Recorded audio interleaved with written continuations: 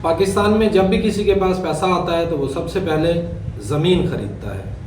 यहाँ पे लोग प्रॉपर्टी में इन्वेस्ट करते हैं, लेकिन हमारे हमसाए में एक ऐसा मुल्क भी है जहाँ पर अगर आप अरबपति हों तब भी आप प्रॉपर्टी ख़रीद नहीं सकते, तब भी आप लैंड के ऑनर नहीं बन सकते। वो कौन सा मुल्क है? आज हम उसके प्रॉपर्टी सिस्टम के बारे में बात करेंगे और आपको बताएंगे दिलचस्प हक़ाइक़। अस्सलाम वालेकुम दोस्तों, मेरा नाम है सफदर मलिक और आप देख रहे हैं मेरा social media channel information world. आज की वीडियो में हम बात करेंगे चाइना के प्रॉपर्टी सिस्टम के बारे में। चाइना में कुछ भी हो जाए, आपके पास कितना ही पैसा क्यों ना हो, आप प्रॉपर्टी ख़रीद नहीं सकते। चाइना में लीज सिस्टम है और वहाँ पे हुकूमत ने मुख्तलिफ टाइम पीरियड सेट किए हुए हैं। अगर आप रिहायशी प्रॉपर्टी लेना चाह रहे हैं तो उसकी लीज मैक्सिमम 70 साल की होगी। अगर आप कोई कमर्शियल प्रॉपर्टी लेना चाह रहे हैं तो उसकी लीज मैक्सिमम 40 साल की होगी। और अगर आप कोई इंडस्ट्रियल प्रॉपर्टी ले रहे हैं तो उसकी लीज मैक्सिमम 50 साल की होगी। चीन में ये सब कुछ एक निज़ाम के तहत चल रहा है। वहाँ का रियासती निज़ाम बहुत मजबूत है, जभी तो लीज सिस्टम होने के बावजूद भी वहाँ पे इमारतें आसमान से बातें करती हैं और लोग उसमें पैसा लगाते हैं।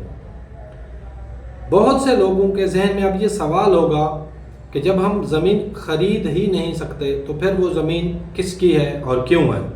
तो चाइना में जितनी भी लैंड है वो सारी गवर्नमेंट की मलकियत होती है।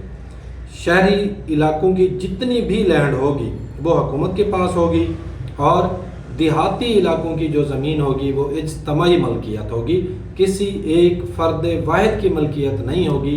जिस तरह के हमारे अर्ज़ पाक में होता है कि ये जी फ़लाँ की ज़मीन है, ये जरदारी की है, ये शरीफों की है, ये नवाबों की है, ये पता नहीं किस किस की ज़मीन होती है।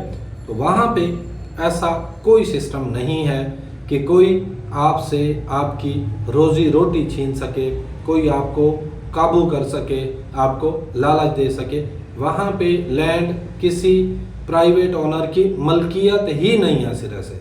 वहाँ चाइना में आप ज़मीन को इस्तेमाल करने का हक़ एक मखसूस मुद्दत के लिए ख़रीद सकते हैं, फिर आप उस हक़ को आगे बेच भी सकते हैं, उस पे आप लोन वगैरह भी ले सकते हैं, लेकिन आप ज़मीन नहीं बेच सकते। ज़मीन गवर्नमेंट की ही रहती है। 70 साल के बाद मोस्टली केसेस में जो रिहायशी इलाकों की लैंड है वो ख़ुद ब खुद लीज रिन्यू हो जाती है। अब उसकी फ़ीस और उसकी जो टर्म्स एंड कंडीशन हैं वो चाइना की गवर्नमेंट तय करती है। लेकिन ऐसा कोई केस सुनने में नहीं आया कि गवर्नमेंट ने बगैर किसी वजह के कोई बहुत बड़ी इमारत खाली करा ली हो या लोगों को घरों से बेदखल कर दिया हो, मगर इसकी कोई मुकम्मल वजाहत भी आज तक नहीं हो सकी। इसी तरह ये सिस्टम चल रहा है। अब यहाँ पे एक सवाल और पैदा होता है कि जो लोग चाइना के रिहायशी नहीं हैं, जो मुख्तलिफ ममालिक से चाइना में बिज़नेस के सिलसिले में, तालीम के सिलसिले में या किसी और काम के लिए जाते हैं, तो क्या वो वहाँ पे लैंड ख़रीद सकते हैं? जिस तरह के हमारे बहुत से लोगों ने दुबई में ख़रीदी हुई है, जिस तरह मियाँ नवाज शरीफ साहब के वो मशहूर ज़माना लंदन फ्लैट्स हैं। तो इसी तरह सरे महल भी है और भी लातादाद प्रॉपर्टीज़ है। तो क्या चाइना में ऐसा कोई सीन है, वहाँ पे कोई गैर मुल्की इस तरह की कोई प्रॉपर्टी ख़रीद सकता है? तो इसका जवाब है नो। वहाँ पे आप ख़रीद नहीं सकते, लेकिन चाइना में आप लीज़ पर ले सकते हैं और वो उसी तरह होगी 70 साल, 40 साल, 50 साल। जिस कैटेगरी में आप लैंड के हकूक़ ख़रीद रहे हैं तो वो उसी तरह ही होगी। वहाँ पे आप मुकम्मल लैंड नहीं ख़रीद सकते, बल्कि उसको इस्तेमाल करने का हक़ ख़रीद सकते हैं। जैसे चाइनीज़ ख़रीद सकते हैं वैसे ही गैर मुल्की ख़रीद सकते हैं, लेकिन सिर्फ वो गैर मुल्की जो 1 साल से ज़ायद अरसे से चाइना में मुकीम हो और कोई फिर उनका क्रिमिनल रिकॉर्ड वगैरह ना हो। गैर मुल्की लोग वहाँ पे प्रॉपर्टी का बिजनेस नहीं कर सकते और ना ही वो मल्टीपल प्रॉपर्टीज़ खरीद सकते हैं। गैर मुल्की वहाँ पे सिर्फ एक प्रॉपर्टी खरीद सकते हैं, फिर ना वो उसे किराए पे दे सकते हैं, ना उससे कोई बिजनेस कर सकते हैं। वो प्रॉपर्टी उनके ज़ाती इस्तेमाल के लिए होती है। अब ये सब कुछ है क्यों?